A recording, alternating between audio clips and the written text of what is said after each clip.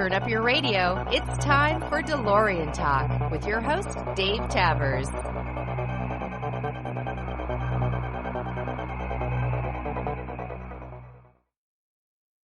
Hi, and welcome back to another episode of DeLorean Talk. I am Dave Tavers, based out of Las Vegas, Nevada, VIN 10515, and I'm glad that you're back again. Today's guest is Justin Sookraj, who runs Wells Auto in Milton, Ontario, Canada. He's run the shop since 2014, and the shop has several DeLoreans. Prior to that, Justin worked at Mercedes-Benz in Canada, and he's been working on cars in general since he was about 13. He bought his first DeLorean in 1997, but returned it shortly thereafter. His current DeLorean he bought in 2009, and it is VIN 11594. Justin, thanks for taking the time to join me. No problem. Thank you very much for having me, Dave. I recently saw a YouTube video of you. I think it was a local news station up there in Canada that found your shop and interviewed you. And I've had you on the list of DeLorean service and parts list on DeLorean Directory for a while now, but I haven't reached out to you, even though I really want to get all of the shops around the world to come on the show and tell their story and help promote everybody. So that's DeLoreanDirectory.com/service. There's a bunch of places up there, and those are all from locations that people have recommended, other DeLorean owners have recommended. It's not just a shop that says, we fix DeLoreans. I want to make sure that list is nice and clean and somebody has actually had their DeLorean worked on there. You started the shop in 2014. What prompted that? Well, in 2014, I was still working for Mercedes-Benz Canada, and my uncle owned a small used car operation in Guelph, Ontario. And he was looking to retire after about, I think at the time, 19 years of running that operation. And it became an idea to take that operation and just make it a business of my own. And, initially it was not to make a DeLorean facility. It was to make a classic car restoration as well as a regular sales facility, just applying things I had learned in my last decade working on the, retail side of things, corporate side of things, the technical side of things at Mercedes. Awesome. So it was in the first year of that when I kind of realized that my plans for what I wanted to do with the business in that location were just not going to happen based on the location. But it was also about then that the guys in my car group who had been asking me to work on their cars previously, and I always said, I'm not a business. I'm not going to work on your cars. Legally, I don't want to touch it. And they said, well, you're a business now. When can we drop off the cars? And that's sort of how it started. And we went from being hiring on a tech to work with me on from next door, and just sort of expanded from there. And now we've moved to a much larger facility that's the right size for what we do. Awesome. And leaps and bounds away from where we were. We can fit about 14 cars in here. Wow. And you said you first started doing classic cars. It wasn't DeLoreans. Yeah, I mean, it was that operation my uncle had was just a little used car lot. He'd sell, $5,000 cars to the students of the University of Guelph, and that was sort of his world, as well as fixing up some older cars that he liked to have, older C3 Corvettes and pickup trucks and such.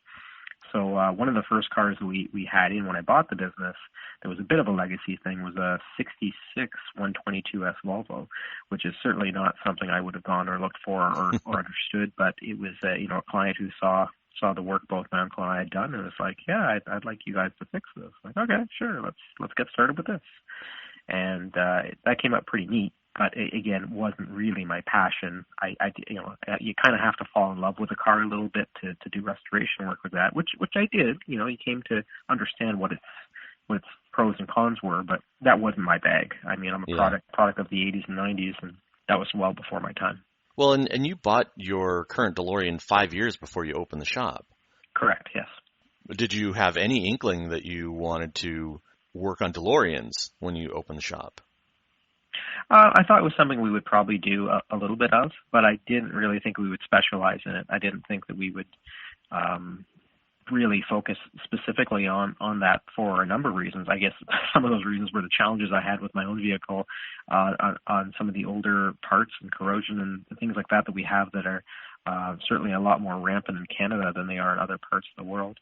But it wasn't really the part of the plan, and then it sort of came together because there was not only a need for it, but I had acquired the skills of working on my own vehicle and then the next vehicle and then the next vehicle, and that became a lot easier. And as time went on, we were a lot easier to figure out what bolt's going to break, why, and how to prevent that. Right, or how to fix it. Which is a bigger issue again up here with our corrosion issues than I think happens in some parts of the U.S. When I talk to people in the eastern United States, a lot of people, there's a date. I don't know what that date is, but like first snow or when the weather gets cold enough, they just put the cars in the garage and they don't come out for 5 or 6 months. 100% over here. Yep, November 1st is a hard deadline. And you're eastern Canada, right? You're up just north of the Great Lakes? Yes, we're north of the Great Lakes. I mean, across the border from Michigan.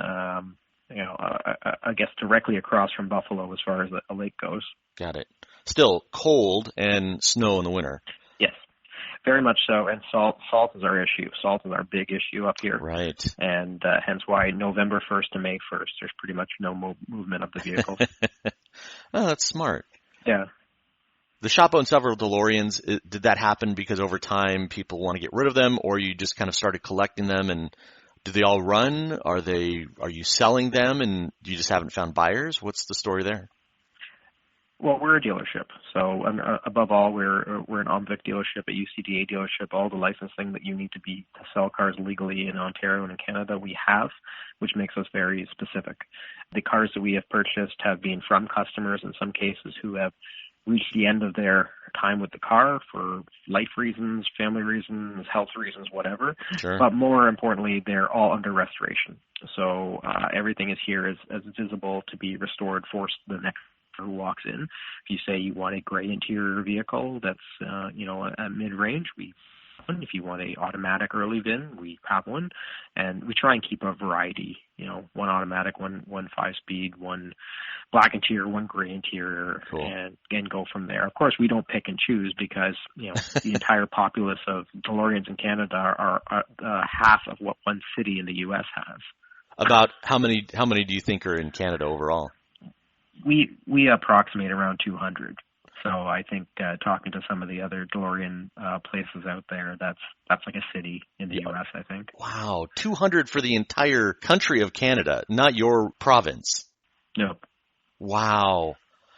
And every once in a while, somebody opens a barn and we find another one, but it's few and far between. I think between all of us across the country, we have a pretty good pulse on what's around / hiding. Right. But yeah, 200-ish is what we have. Congratulations for being able to run a DeLorean business with that few cars. Do you get many cars coming over crossing the border for work? No, we only take care of Canada.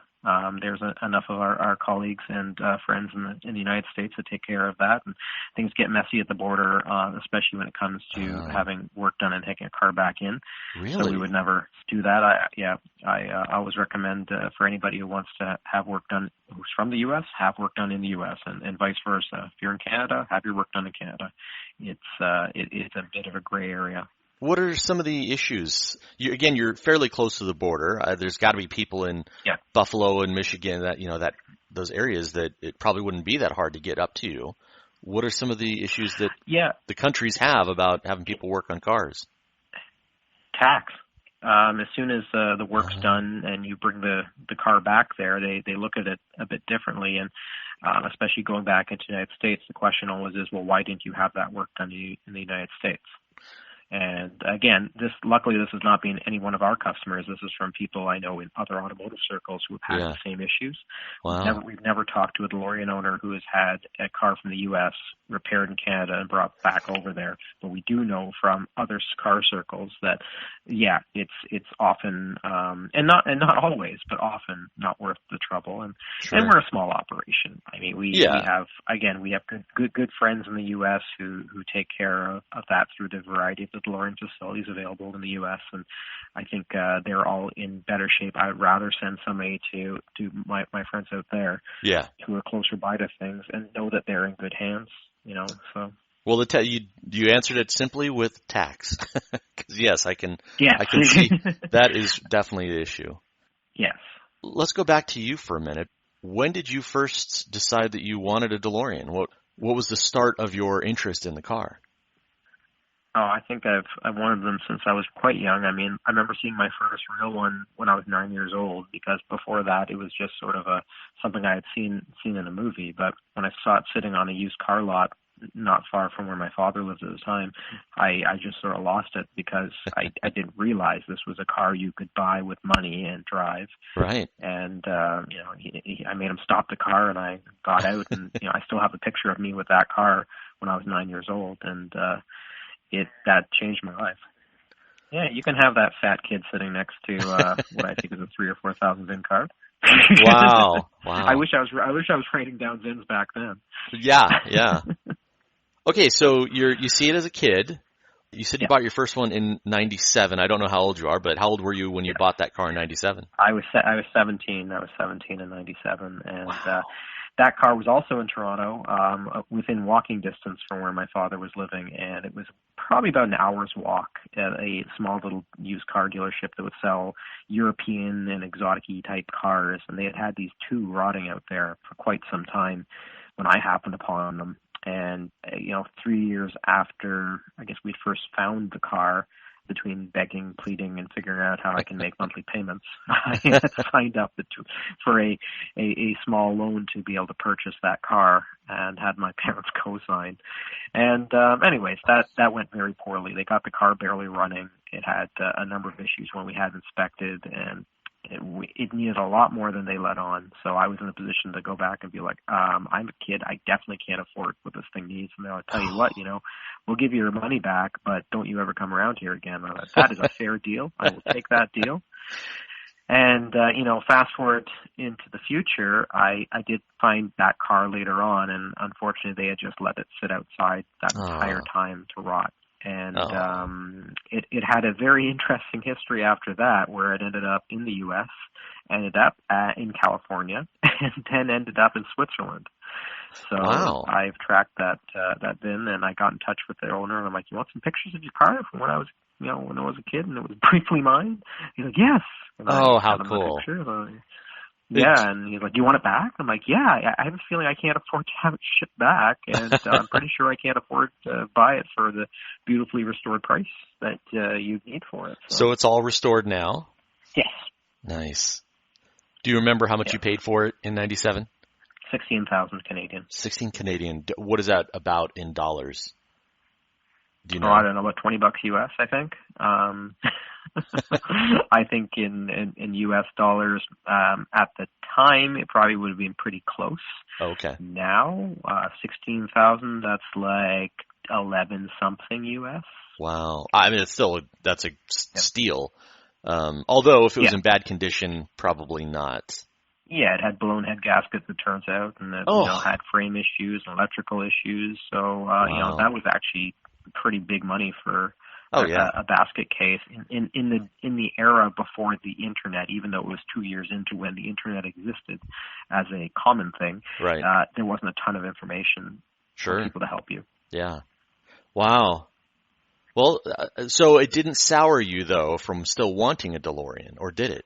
No, not at all. But what I learned from that was, I would have to buy one that was running, that could start running properly. I should clarify that. Yeah. And I would have to buy one that was in just good shape. And I had spent, right after that incident, I ended up buying, my daily driver at the time, which I had also wanted. I learned how to work on that, I learned the basics of cars on that vehicle, and I also learned, how to take that car to the track, to drive properly, to race properly, all of that stuff I learned on that vehicle. I still have that car, along with, other toys, but that's how I learned how to work on cars. And if I hadn't learned to work on more basic vehicles, or how can I say this, more easy to maintain vehicles, comparatively speaking, then it would have been hard to have the confidence to own a classic that was older, that had arguably harder to work on technology than a fuel-injected vehicle.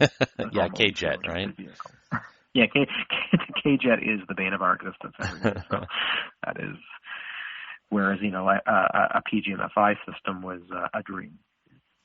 From that first car, fast forward 12, 13 years. Yes. You buy VIN 11594. How did that come about? What was that? That was, again, before you started the shop, so had you been looking, or did it just happen? No, I was looking. I was looking pretty intently. I was at the Mercedes dealership at the time, and I had given myself a goal, and I needed a DeLorean before I turned 30 years old. That was the goal. It seemed very simple. So I started looking, and I found disaster after disaster, lies after lies. And then one day I reached out to the head of the group and said, "Hey, look, I'm looking for a car." And he said, "Look, I know what you've asked for, but there's a guy who has something close to that, and he's local. He's nearby where you work. The car is not for sale, but if he meets the right person, I'm pretty sure he'll sell the car." So I messaged this guy, and he was so totally nice, and he said, "Come by, we'll go for a drive." I go, "Oh, it's drivable. That is a neat feature." That's a much better feature. And the car drove beautifully, and he'd had his history of work done, and it was a black interior car. I wanted a gray interior car like what I had, and I had wanted a Canadian spec car like what I had, but this was an American car. But whatever, it was in nice shape. And at the end of hanging out in this driveway for 3 days, we finally just made a deal, and he's like, "Yeah, you're the right guy for the car." Yeah, he knew that you were passionate and you weren't just trying to buy a fun car that you weren't going to take care of. Yeah, and I mean, we treat things very similarly here at the dealership. We this is not the right car for everybody. Money doesn't buy you the care that you're going to need to put into it, and the patience that you might have to have with any older car. So we make sure that we find the right fit of owner for the car to avoid disappointment on both sides. Yeah. Well, and you had that as a kid at 17. Yes, I did. You know exactly what that experience is. That's right. I go, nobody else needs a broken heart. Yeah, exactly. And, those stories are around regularly, and you read them online, you see them online. People buy the car, they think that they're just going to turn the key drive away like it's a 2015 Ford. And it's like, no, it's a classic car. It's going to have problems, guaranteed. Exactly. It's a 40-year-old car at the end of the day, or they're very close to. Right. It's it's going to have things that need to be maintained, and you have to treat it with a level of care as things break in ways we haven't seen before. Because at this age, things are now breaking in ways we haven't seen before. Yep. Just age, simply age. Yeah, and we have to be prepared for the future of breaking. Like what's going to break next? That we again was fine for 40 years, but now is just giving way. That's something I prepare everybody for, is that to be a caretaker of the vehicle that has lasted this far. What's the next step? Yeah.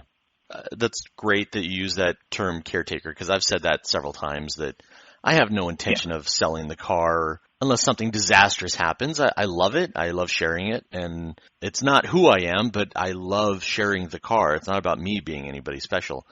But there is going to be a day when I'm, whether it's because I'm 89 or I die or I move to Japan or whatever, the car will eventually go to someone else, and I want to make sure that it's still in decent condition, if not good condition, when the next person decides to take care of it. Exactly, and I think that's one thing I stress to the next owner who comes into this shop and buys a car, is that we're going to be thinking about its value, not just for yourself, but the fact that this thing has lasted almost 40 years. Yeah. Let's continue that. There's nothing more heartbreaking than when I see one that has lasted 40 years fall into the wrong hands, get incredibly abused or molested, and that was the end of it. And that's what a tragic end for something that lasted this long. Right. It's one thing if it's early years, it got trashed and that was the end of it. But you made it this far, and under my watch this happened? No, that's not happening. You've been running a shop, so I'm sure you've seen all kinds of things. I feel the same way. I hope that it's pretty rare now that any DeLorean that is found today is never going to get mistreated again, because people who buy them are big fans and they want to take care of them, and hopefully if they can't, they will get rid of them, or at the very least store them properly. I think the era of someone in the last 5 years buying a DeLorean and then leaving it parked outside in New York for 5 winters is over, I hope. Right, but we're on to something else that's equally disturbing, which is some of the modifications that can happen to the cars. I'm just going to leave that as look online. The truth is, I don't understand why certain people or certain groups have cars which are, they've made really interesting creations out of, but why a DeLorean? There's a number of other cars that people can do really unique, cool things with, but I personally would never have picked a DeLorean for some of the projects that we've seen done, and that's not as a disrespect to anybody's work or to Sure. The unique modifications and creations you can do with a car. It's just out of it's almost like saying, hey, it would be awesome to run a marathon with and maybe see how well they would do with experimental energy drinks, an 80-year-old man. That's kind of how I feel about it. But, yeah. I definitely fall in the camp of if you buy the car, you can do whatever you want with it. And sadly, if it means you're going to cut the thing in half because you want to use it for a movie, it sucks. But, Right. Hopefully people don't do that. Well, the difference is I wouldn't sell that person a car. They'd have to get their car elsewhere. Right, because right. I actually work way too hard to fix cars that are, we fix some cars here that wouldn't have even been parts cars in the U.S. Oh, wow. Because we have so few cars, right? Right. It's like the UK. Like if you've seen what they fix, it's sort of like you fix what you have. Yeah. And to go through that, it's sort of like, fixing an orphan puppy and having somebody walk through the door and tell you, oh, you know what I like? Back to the Future. I'm going to build a time machine. I'm like, oh, that's fascinating. I know some people in the U.S. you should talk to. They're not here. Because we build bespoke collector cars, right? We don't go through this effort to make movie props. Yeah. Again, to each his own, but yeah, for sure. I think it is good that you are, again, you're stewards of the cars you have rather than just saying, we just want the cash. Because there's a couple of places out there that they don't care. They will just, they do some work to the car, they jack up the price. And sadly, because, and I'm one of those people, there are people that they've wanted the car for years, they finally decide to buy it, they don't know what they're buying, and they just, they're suckers, and they buy the car. Yeah. You were a sucker at 17, buying a car that had way too many problems. And it's not that you're dumb, it was more just you were probably overly excited and hadn't done enough research. And I mean, at 17, who's terribly smart anyway? None of us. Yeah, well, and especially when it came to working on a car of that vintage, which had so little history to it at that time, even in print. Yeah. You couldn't even go to a library and figure out how to fix the car. You know what I mean? Like, especially in Canada, it was a very, very dark time, the late 90s, to mid 90s for the car, because that's when they hit the lowest values as well as the least amount of care. I mean, the future was really bleak for them, and it wasn't something that people wanted at the time. So, when we find them now here, they've lasted. They went through the dark era. We get to put them on the hoist and figure out what the heck somebody's done to it and then put it right. Because that's, we find we do a lot of what I call automotive archaeology here. Oh. And we go through and we dig through and we try to figure out what the heck happened to this car. So, because even some of the best ones have real fascinating repairs done to them. I've heard of some. Speaking of, what are some of those crazy repairs or things that you've seen come into the shop and you're either blown away by or think that it was an amazing repair or problem? I think we've seen a lot of creative suspension and frame repairs and things like that people just had to do to make the cars mobile. And, some of them you could say, oh, well, that's stronger than stock, but heavier than stock. Or that's incredibly ugly, but effective. So, I mean, I'm not an engineer. I do not, come up with new fascinating ways to make things better. I rely on my friends who are engineers to do that and groups who have the testing to do that. I install these tested parts. I do not say, you know what, I'm going to fix this and it's going to be better because of this new design that we choose to do. I would look to the village elders for advice before I would ever do something like that. Do you buy a lot of parts from DeLorean Go or Ed Ooding? Yeah, we buy from a number of the vendors, but yes, I know Ed well. I know Aaron. It's a small little world, so Yeah. We're happy that all the options are out there, and we buy the parts that our clients request. Got it. Good. Do you have any favorite stories about cars coming into the shop, or bad stories? Yeah, we've had a lot of, like I said, very interesting cars here, and cars that would not be parts cars in the U.S. that have to be saved here. Every car has a history, a story, and a life, and often those lives have been tragic. The one that stands out the most is a car that had been left at a repair shop when it was vandalized by some kids 20 years ago. Every window had been smashed in. Every panel had been beaten with a crowbar. Oh. It was just left to rot in a variety of places. We kept hearing about this car, and eventually, once we had tried to buy it as a group, ODOC had tried to buy it as a group when it disappeared from under us. It finally resurfaced, and when we finally managed to buy it, like I said, it wouldn't have been counted as a parts car. The frame was rotted. There was a tree starting to grow into the passenger seat. Oh. The windshield was being lying on what was left of the dashboard. It had been partially disassembled and turned into a rolling barbecue by the previous owners, which I refuse to as an abductor. All but two of the panels has now been replaced. The others repaired. The frame was replaced with a refurbished one we did, and now we're onto the engine and the interior. So was it worth it? I hope so, because the before and after pictures are going to be pretty epic. But, it was really a very, very far gone car, and at the end of the day, we had to do something about it. Being converted to a rolling barbecue, that is mind-boggling that anybody would do that. How long did it take you to restore that car? Well, it's been it's always been, if you pardon the pun, on the back burner, because it's we got it to being a car again, and we just haven't had time to complete the making it run again and getting the engine stuff done and so on. But now that at least it looks like a car, I feel like it's a car, so that's helpful. But this guy told me his plans. He's like, oh yeah, I planned on putting a grill in the back and using the front as a fridge and calling it Back to the Barbecue. Oh. And I'm like, that is the most terrifying thing I've ever heard, and I'm going to overpay for this pile to get it away from you. Yeah. And that's sort of what had to happen.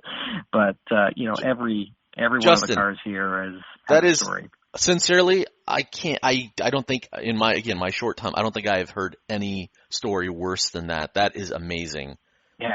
And I'm flashing on the pictures that we've all seen those pictures of the DeLoreans that are sitting in what looks like a jungle or out in a forest, and they're just, they're destroyed. But honestly, what you described right there sounds so far worse.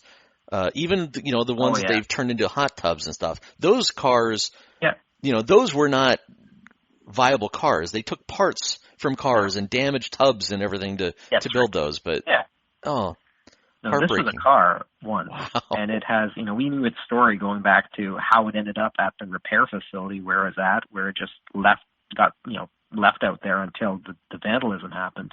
And again, a friend of mine had made a deal to purchase that car when it had been at that service facility, and this is like 1996. And, this whole story that happened between then and now, and how the car ended up in the worst shape we'd ever seen. I mean, you couldn't stand underneath this vehicle for how bad the rot was underneath it. The steering rack was not attached to anything. It was actually just dangling.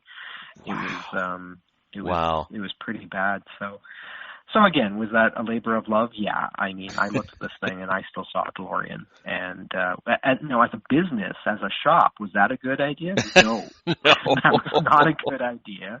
It was not. The amount of labor hours we have into that vehicle is not even a thing. Yeah. Right? It's not. Wow. But again, I think the important thing for me is when people see a before and after with that, it'll just go to show that you have to love putting these things back together, or it will be unpleasant. Well, I'd love any photos you're willing to share. I'd love to put them on the episode page. So if you email them over, sure, that'd be great. Yeah, I might have to wait until that one's done to give you that before and after. We have to do an update with that one later. All right. But I can send you the pictures of the fat kid with the DeLorean. That's fine. Awesome. Yeah, honestly, I mean, whether you send me 2 photos or 20, it's Sure. nice to put all the pieces together. So, yeah. For those of you listening on YouTube or just listening to the podcast version on your phones, check out DeLoreanTalk.com. Every episode has its own page. A lot of episodes have photos or other links and information, so don't forget to check that out. So in your, 11 plus years of owning your second DeLorean, what's your longest drive? What's your best story with the car? We have a very limited driving season here, and running a shop, I'm not able to get away nearly as much as I'd like to. I think the one weekend I recall was being in 6 cities in 2 days, and doing shows and doing events and hanging out with different groups in that 6 cities in 2 days, and that was going back, the year before we opened the business, I think, and it was. Yeah, that was the last time I could drive a distance. Were you going to classic car shows or other DeLorean groups? One was a DeLorean group thing. The others were, other classic car shows and events. Are you part of a DeLorean club in your area? We're part of a DeLorean group, which is ODOC, Official DeLorean Owners of Canada. I've put ODOC on the DeLoreanDirectory.com /clubs list. And I've seen it for a long time, Great. But is it fairly active? Yeah, I mean, tougher every year for group events. Michael Borthwick, who you may have talked to, he does a lot of the coordination for the group, and he tries a lot to get people out for events, and we have a pretty good calendar, but, as of late, it's been a bit more challenging. I think, some of the people who've been active in the club previously have had life changes and stuff like that. So Got it. It's been a little bit more challenging. I run a tech day as well as a drive. So tech day is our opener, season opener. Awesome. Our closer is a drive that we do. I have a drive we do. Milton's got some beautiful back roads, so I do a nice tour drive around here. How many cars generally show up for that? 22 DeLoreans usually for the tech day, and for the drive, I feel like we always have like 18 or so for the drive, maybe.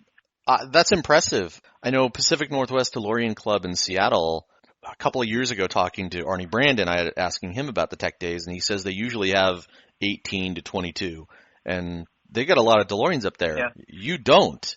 If you're getting 20 DeLoreans out for an event, that seems amazing to me. Yeah, well, I think it's also because it's a season opener, and it's a nice way for people to get together with the group on a whole. So other than the car shows where there's other cars and stuff like that, the Tech Day is a DeLorean-only event. I mean, everything we do is a DeLorean-only event. Yeah. But we don't really – occasionally somebody will bring one of their other toys, but they're not really part of the tour, if you know what I mean. Yeah. I mean, they're in the group, but they're not pulling their car into the garage to tinker on. That's right. Like they have a DeLorean, but they also have this, and this. Right. Today they decided to bring this, right? So yeah, I'm really blown away. That's a lot of DeLoreans to get to a tech day. Oh, okay. Well, I thought that was about normal, but if you go on our the Instagram page or Facebook, you'll actually see the pictures of the lineup. They've been pretty consistent over the past few years. Wow. I started the Orange County DeLorean Club in Southern California a couple of years ago, and we had tech days that had 14 and 15 DeLoreans, and that was fantastic considering that basically there was no activity in Southern California for many years. Yeah. And just blew my mind when that many showed up. But again, that was a new club, not around for a long time. Yeah. So yeah, 18 to 22 DeLoreans, that's fantastic. Yeah. I should also clarify that, that includes usually 5 or 6 of our cars that are here. Oh, that's okay. So that probably puts my numbers pretty close. No, that's okay. Even if you said 15, that's a lot of cars. In a country where you say there's 200-ish, that's an amazingly high percentage. Very fun. Yeah. Do you guys, you said you do some drives and events. Do you do an annual dinner? How involved in the club are you? I'm pretty involved. I work very closely with the founding member, and again, Michael, who does the coordination for all of that. These are my clients and my friends. At the end of the day, we're a small organization. And, I take care of these guys and girls as best I can. I will bend over backwards. People know they can call me 24 hours a day. We've had cars involved in collisions, and, I said I will be there at 3 o'clock in the morning for that tow truck to drop off that car. Yeah. I have no cares whatsoever to make sure that it's taken care of properly. And, that's great. They know that. It's a very different service. And I think if you don't live and breathe this stuff, then you're not able to offer the correct care the car requires. Yeah. I mean, I've had people, I've rescued cars from other facilities that don't work on even like European cars, and somehow, an owner took their car there because they work on their daily driver, and these shops are just saying, "Oh man, this car's a piece of garbage, and how do you work on these things?" And I'm like, why don't you just ship it to me so I can stop hurting it and fix it properly and fix it, because you seem to despise it. And that's not a good start to work on anything. And I've heard that story from several other owners where they buy their DeLorean and the fuel system is still K-Jet, but there's crazy things done. It's not like they've changed it to a carbureted engine, but just really weird things done, or the muffler system's been replaced and they've got something completely weird in there. Yeah, we get a lot of weirdness. It does sound like you actually do care, and it's not just, let's see how much money we can get from everybody, which is one of my big problems. Yeah, it's the total opposite of that. If anything, I undercharge because, I might have so many hours trying to diagnose an issue that I don't feel the customer should have had to pay for. And meanwhile, it's not my fault. It's not the car's fault. It's not the owner's fault. It's the last person who worked on its fault. Right. The bizarre weirdness that they did on it, that no one in a million years would have gone and looked for, the part that you would never turn or touch on a DeLorean. And that's the part we have to go turn and touch and find out why they turned and touched it. And again, I run a business where I don't feel like my clients should have to pay for that. So if it means me staying late here to figure it out and saying, "Yep, that's it. That's what we do." We aim to just pay our bills, keep our head above water, and ultimately keep people happy and keep the cars on the road. That's it. And I think if anybody had a plan to something similar, I would tell them it's a bad idea. Let's talk some technical things on the car. Sure. Yeah. What are the worst jobs you've had in recent times, or the hardest jobs you've had? Things like suspension, shock upgrades, tire upgrades, obviously, or tires that we can get, whatever we can take at this point. Those are fine. Do you have a favorite shock upgrade? You know what? We've tried a number of them. I like so far the AVO ones have been pretty nice. V as in Victor or Z as in Zebra? V as in Victor. AVO. And is that Canadian? I don't know parts well enough, but I've not heard of AVO before. Ed stocks them. I think some of the other DeLorean franchises stock them as well. Okay. Yeah, they're pretty. I think Aaron has them. Are those adjustable or are they fixed? Yeah, they're the adjustable ones in terms of the dampening. Yeah. And they have an adjustable collar on the rear, but they're not adjustable in the front. Yeah, I mean, stuff like that. My rule that I have for the car is that if you can unbolt it and put it back to stock, you're fine with it. In the course of half a day. Yes, exactly. Yeah. And especially when it comes to, values and appraisals, have the box of the original parts beside the car for when an appraisal is done. That way you can say, here, I have the parts. They could go back. Yeah. As somebody who understands the collector market very well, that's an important thing. So I tell people, don't, flog them on eBay. Don't do this. Just hold on to these original parts, because someday when it comes time, if the next person down the road doesn't want to have the car the way you have it, they want it 100% stock, the parts are there to do that, and the value will be back into the car. Being a car guy, I'm sure you know in the United States, there's a lot of states that have smog requirements. Do you have something like that in Canada? We had it. It is now gone in our province, and it never applied to DeLoreans. It only applied to cars that were 1988 and newer. 88, you're lucky. There's a lot of states here where they cut that off it has to be 79 or older. So DeLorean doesn't fit. There's been talk of 81 and older, which of course kills half the DeLoreans. Yeah. Some states are a lot harder than others, so that's good. You don't have to deal with that. Any engine swaps or any kind of interesting engine work you guys have done?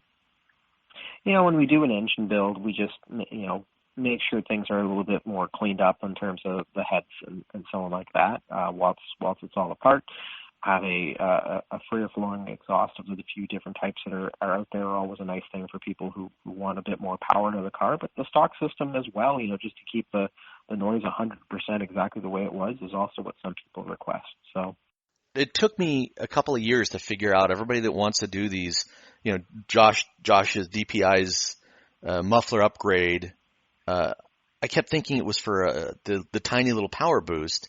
Turns out everybody wants the car to sound quote unquote cool. And again, to each his own, but people would ride in my car and we'd be driving down the freeway and multiple people said, wow, it's so quiet in here. Like, that's because I have the stock muffler. I haven't done an upgrade. Right. I don't want the car to sound like a street rod. I want it to sound the way it was supposed to in the beginning. Yeah, and my 82 has a completely dead stock system, and I just like the way the car works in its stock configuration. And again, to each their own. That's all. It's whatever people want. It's fine for them. Have you? Well, yeah, whatever people want within reason. Yeah, right.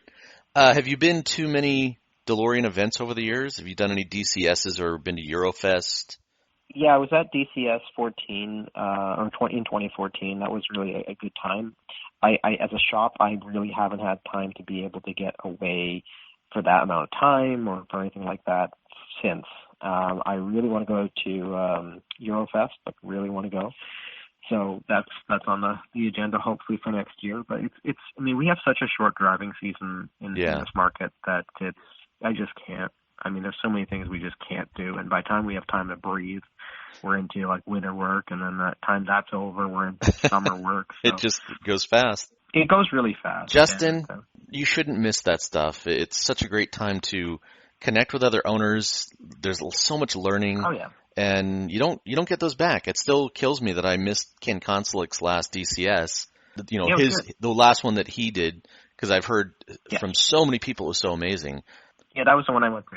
Right, exactly, a 14. Yep. The last Eurofest, I think I had my car 2 months, and it was too much money and too big of a commitment. I didn't understand what I was missing out on. So now I harp on a lot of people. I'm like, don't miss it. These are very unique opportunities to go do this stuff. And you, having a shop, being a part of the community, being basically one of the only shops in Canada, maybe the only one, you really need to go. Wolfgang Hank is going to have Pilot Car 21 there, or at least he said this at the last DCS that he was restoring it. I'm pretty sure by now he's got it done. I'm really excited to see that because there's not many pilot cars left, and Wolfgang is I agree. Hardcore mechanic, so you know that it's done right. Yeah. No, I saw some notes about I think it was on one of the forums, and I really wanted to go. I couldn't go last time, and at this time I have to. And we never know when the last time they'll be able to run something like this is. Like that's the other thing, especially clear off the test track and or the people who won't be there. Yeah, I always say that as well. I heard that the test track might be getting demolished for an expansion at the original factory. So it's exactly those kind of reasons. I really hope not. Yeah, I really hope that we can get to next time and yeah. Now here's an idea so that you don't feel like you're stuck at the shop for Eurofest. Get all the other DeLorean owners there to go with you. Then there won't be any cars to work. Everybody will be at Eurofest. Well, I think no one will fault me for leaving for that one, right? Exactly. When is Eurofest again? Okay, Eurofest 2021. It's the 40th anniversary of the car, and is May 27th through May 30th. Okay. In Belfast. Okay. You can find them on Facebook if you search for DeLorean Eurofest 2021, and there is a website as well. So everybody definitely go check that out. I don't think they've ever run out of tickets, but looking at those pictures from the last several events, it's just amazing having that many cars in one place. I've made some plans for me to be there with a friend who lives there, so I'm getting that side of it taken care of. Good. That's awesome. Yeah. Now I have some motivation that I have somebody on ground I can trust. Right. It does make it a little bit easier. Yeah, for sure. Back to you and your DeLorean ownership. Do you have any favorite or least favorite stories, breakdown stories, or experiences that are kind of that once in a lifetime thing? I've been pretty lucky with my personal my 82 knock on stainless. It was a well sorted car, and I always say the cars that are regularly driven, not excessively driven, but regularly driven, are less of a concern than the cars that really sit for extended periods of time. Yeah. It becomes a recommissioning job to get them to be back to what they were when you can, and versus just basically starting and maintaining. So I was lucky that my car was a nicely maintained car, and I think I've had my one experience I had with it was a shift pivot bolt break in my first few weeks of ownership. You're driving along, and then suddenly there was nothing attached to the shifter, and I was very, very lucky. I was able to cruise into an apartment complex that was right off the road I was in. I called a friend to drive me home, which was all of probably 15, 20 minutes away. Figured out what it was, fixed it in the parking lot of this apartment complex, and drove home. Wow. So, stuff like that happened. That's lucky. It was lucky. Could have been, far worse. I've had other issues, like, I had an 83, still have it, 83 project car my father and I bought. And it was, we finally got it working and running, I guess, about a year before he passed away. And then when he did pass away, a week after, my friends were like, you know what, you should take the car for a drive. Your dad would have liked that. I'm like, all right, I'll take the car for a drive. I'll take it out of the storage facility, and I will take it for a drive. And I'm going down the road, a beautiful fall day. And I look in my rearview mirror, and all I see is smoke. And I'm like, oh, that's bad. So I pull over. And my brain wouldn't let me believe what I was seeing when I opened the engine bay, which, of course, was oil pouring out of the valley like water. Oh. Because block rot, even though it was a perfectly clean engine, we hadn't had a chance to do a VOD job on it yet, but it didn't show any of the telltales of corrosion that you'd expect. Yeah. But anyways, the bottom line was towed back, and it sat in storage for another year until I was able to fix it. That's fine now. So for something like that, you had block rot. Did you replace the entire engine, or did you just... I was able to sort of figure out where the leak onto it was, and I showed some of my clients who were here. I go, this is a repair I would never do for a client, because if it were to break again in this way, it would be equally catastrophic. It would be the end of it. But we were able to weld the block for my own personal car in that particular case. And I know, again, I would never do it for a customer, because it's just pretty iffy. But the rest of the engine was in such good shape, it was certainly worth having somebody who was very skilled with TIG do that one little spot. So. That's lucky. So, and it was a coolant leak, presumably, that caused the block rot? Yeah, probably. I mean, also with a lot of the cars we see in barn storage, and this was a barn find car, mouse droppings become acidic as well, and all sorts of stuff. I've seen like a mouse nest eat through a metering plate assembly. Wow. Like the plate for the plunger, and it actually had a hole in that from a mouse nest that was sitting inside the airbox. Wow. Yeah, we've seen terrible things. We've seen really aggressive rodent issues. Especially from the barn cars, and it gets to a point where things can be really biohazard. Do you have any recommendations on? I don't want to say long-term storage, because like even for the car you and your dad had, you guys didn't drain the fluids and park it, presumably because, like most people, you probably don't expect to leave it sit for 2, 3, 5 years. You think you're going to drive it once a month, and then the next thing you know, 2 years have gone by. Well, yeah, in that case, we had just got the car the year before. It was, all the previous owner stuff that had sat in the barn. So we hadn't, we picked it up as a basket case to fix, and got it running in a course of a week, which was, a bit of a miracle. This was still before I had the business, and, did everything right, cleared out the tank, did the fuel system flushing and all of that, and freed up the engine and blah, blah, blah. But what was happening, of course, was the corrosion that was happening there before we even got to it. And had I pulled the intake manifold, the year before, I might have seen something. Sure. But, kind of hard to say. It sounds like, it was a project car. You weren't trying to do a full rebuild at that moment, and you didn't expect it to break that quickly. Yeah. You still save the car. Yeah, and it's fine now. We, just some cosmetics to do on it, and I drive it every once in a while to keep it alive, but it's coming along. Awesome. With all my free time. Right, exactly. Yeah. There was a video, now I'm forgetting what year it was like 18 years ago, that Ed Bernstein, who ran DeLorean 1 forever. Yes. He was at a car show, and there's a video of him saying 18 years ago now that he said there were like 6,500 cars left in the world, and that was 18 years ago. So when I, as a new owner, I see the cars that have been destroyed in forest fires, house fires, cars that have gotten destroyed from car accidents, and then you think about the cars that, like you said, the ones that have been left outside and are not recoverable. They have to be parts cars. My estimate is like 4,500, 5,000 now. After 20 years to lose 1,000 or 1,500 cars seems reasonable. I'm not a mathematician, but just from what I've seen, I feel like there's 4,500 to 5,000 in the world. That's what I tell people on the street, at the gas station. The community is smaller and smaller. I think that sounds like it's pretty correct. I think I mean my number I would put as a guesstimate too is about 5,000, and the bulk of that being in the U.S. just based on where people have reported cars. Right. So the DeLorean census that we started on DeLoreanDirectory.com/census, that was the whole point of that. Is there was some other lists out there, but they didn't have enough information. They didn't have dates on there. You didn't have any idea if that VIN plate was from yesterday or 10 years earlier. Exactly. So the DeLorean census out there, all the data is available. There's nothing other than the person's name and email address that's hidden just so that people don't get spammed, but everything else is available on the spreadsheet so that when someone is researching a car, hopefully now and in the future, they're going to be able to say, oh, look, here's the car was in this location and that location. And I'm hoping that people who haven't already will go up and submit a census record. And even better, after you submit the census record, if you'll upload photos, at least one, if not 20. Yeah. Oh, absolutely.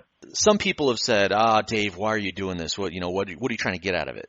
Nothing. I'm so for the community. I just want to like you, I want to help the community. I want to help people with the car. And my skill set happens to be as a web software geek. I'm not a mechanic. I don't know enough. So that's why. And that's where the show comes from too, is just it's for fun and it's for owners primarily, but a lot of people listen to it. Yeah, no, I think that's great. I love anybody who's, trying to help out the community and puts the cars sort of first. Right. I'm a little worried about again, like you said, just anybody who's just trying to chase the almighty dollar on this particular product, and luckily I don't know of too many, because you picked the wrong product. That was the case. Right, exactly. But, I think you could be making a lot more money on other cars, as maybe other people could as well. But again, I'd like to think that everybody's in the DeLorean community is in it for the cars, and keeping the cars on the road, keeping them alive, keeping them appreciated for what they are and their unique place in history. Yeah. We were really lucky to have one of the guys who was an original factory worker come do a talk here back in the fall.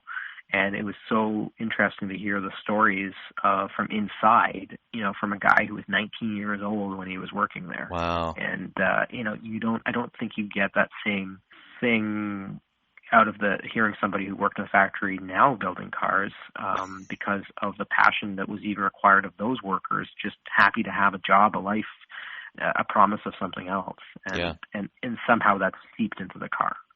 It certainly has for me, and I think there's a number of owners that feel that. It is a unique, special thing to have a DeLorean, not because it was in a movie or because it's so it looks unique, but the history of the car is amazing. Yeah, and I think that's important too. I like to see when people come and ask us about a car that they know the history about it. It's not just a shiny stainless steel thing. Right. And if they don't know the history, I'm happy to give them the history and make sure that means something to them. Because at the end of the day, I'd like to think that all of these things go together to make it something that you want to continue seeing alive. Yeah. Because there's nothing more frustrating than somebody being unhappy with their toy and just throwing it back in the garage because it didn't meet their standards or it didn't meet their expectations of what a toy could do. Right, and right. we try and nip that in the bud really easily. That's because, great. You got to be able to put up with old cars and old cars in general. I'm always so disappointed when I talk to an owner that you could tell they don't like people. they don't like sharing the car. And I just want to grab them and say, sell the car. You're not the right person to own this car. Go get a Ferrari. No one will bother you. Yeah. Well, it's kind of the other way. We do have some clients who are quite introverted, and I certainly respect that, because the good news is the reasons that they wanted the car were not to talk to people at all, but to enjoy it for all the same reasons we just mentioned. Yeah. But some of them, that's just not in their nature. So I tell them, here's a good driving route for you. No one will bother you on this route. You will not have to be at a gas station on this route, and that's the route they do. Everything is a nice round trip, as it kind of has to be sometimes. And I find a lot of interesting people who are drawn to the car, and it's actually not different than what I had when I brought, I was working on the team that brought Smart to Canada. That was one of my first babies. Oh, wow. With Mercedes-Benz Canada, was bringing Smart into Canada, which was different than how it was launched in the U.S. And I tell you, some of the similarities between these two very different cars and the people who purchased them are certainly there. I mean, they're both rear-engined, odd body paneled, misunderstood vehicles. Wow. with a dedicated clientele who love them, and a group of people who may not. Right. They don't understand them, and they don't get them. Yeah. So it's one of those things.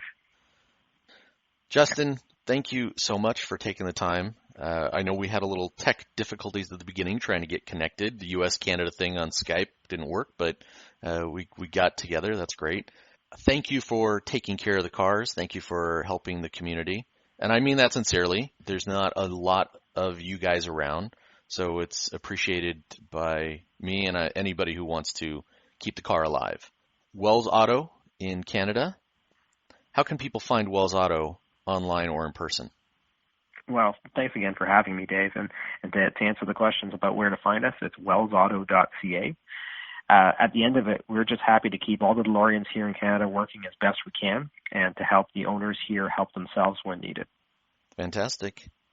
I hope that I go to Eurofest. Like I said, I'm 50-50, but I hope that you go as one of the special people, and hopefully I'll get to meet you there. Otherwise, if you're ever in Las Vegas, Nevada, let me know. Oh, for sure. I'd love to. I'd love to be able to get away someday. It's been busy, but Eurofest for sure. I mean, it really is, I think, an important thing this year, especially with what you said. We don't know how much longer we have for the test track and certain people, so I want to make that work, and I think that's next on the to-do list. Awesome. And for everybody listening, again, please go to DeLoreanDirectory.com/census. Submit a census record for your car or any car that you see online or at a local shop. Take a picture of one of the VIN plates and a couple of pictures of it so we can see the condition, and get as much info as you can to submit it. VIN numbers are not private or secret. That's why they're on the windshield. Anybody can walk up and see those, and just so we can kind of keep better track of where the car's at and what's happening to them. Spread the word about DeLorean Talk. Check out, there's lots of articles and information on DeLoreanDirectory.com. One other pitch here is, in an upcoming episode, we're going to be doing our first return guest, which is Barry Wills, and he's going to do basically an Ask Me Anything. So if you check out the social media for DeLorean Directory or DeLorean Talk, Facebook, Twitter, Instagram, there's a link to submit a question for Barry. Or if you are inclined, you can open up your recording app and submit a short question. And if it makes it to the show, we'll put it into the show, and Barry is going to answer questions for people. So look forward to hearing from everybody. Justin, again, thanks, and hope to meet you one of these days soon. That sounds great, Dave. Thank you again for having me on the show. Of course. All right, everybody, drive safe and keep that stainless clean.